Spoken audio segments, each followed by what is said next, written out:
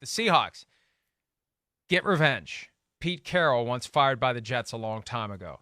Geno Smith, rejected by the Jets early in his career. Geno Smith wakes up from a funk that he'd been in. Not that his numbers were tremendous, but it was enough to get the win. 23-6. Mike White back for the Jets. The Jets are just they've just lost it. They're just like the Dolphins. They've just great start, but then fell apart down the stretch, and that's where the Jets are. The Jets are now eliminated, but 7-9 is a great season.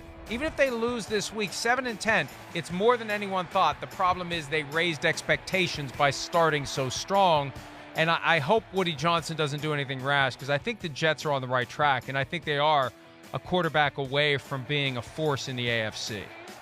Yeah, I was disappointed with the way Mike White played yesterday. I mean, he had the early pick to Diggs, and it just never seemed to go right after that. And, you just kind of wonder what would have happened if Mike White didn't get hurt. If he could have stayed in the rhythm and stayed, with that offense and kind of progressed a little bit more. But unfortunately, it's just not the way things worked out. So, yeah, the Jets need to do something about their quarterback position, whether it's Jimmy Garoppolo in free agency or somebody else. But I don't know how really good they're going to feel about this season, either finishing 8-9 or 7-10 after the way that they started.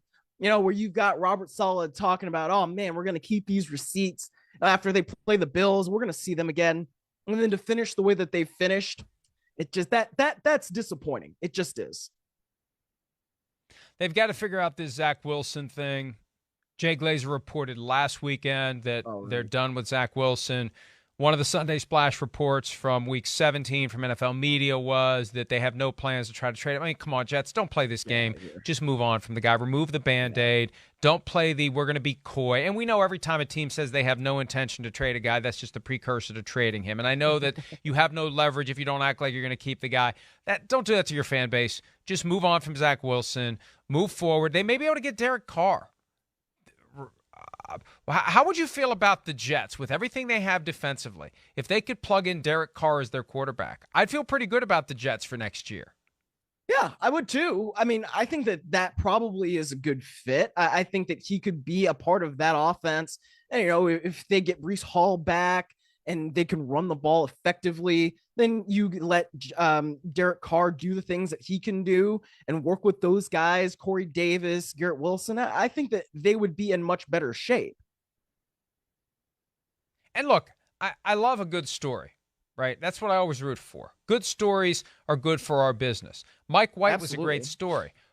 But when you have games like yesterday, they're not going to be wearing the Mike effing White T-shirts anymore. You're not going to have that buzz. You get there by winning. You get there by having great performances. You prove it week in and week out. When you are an ascending player, you have to continue the ascension in order to continue the buzz. The moment you start looking ordinary or worse is the moment that people are going to move on to something else, and that's the way it is. And the Jets will likely move on to someone else. You can't justify saying, to that fan base, and I know that they love Mike White in large part because they hate Zach Wilson. I'm talking about the fans.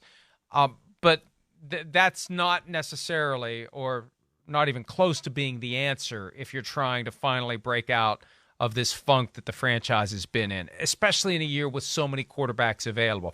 I can't imagine standing pat with any of the quarterbacks they currently have when there are so many who will be available. Hi, it's Mike Florio. Thanks for watching PFT on YouTube. Hit subscribe for the latest news and analysis from Pro Football Talk.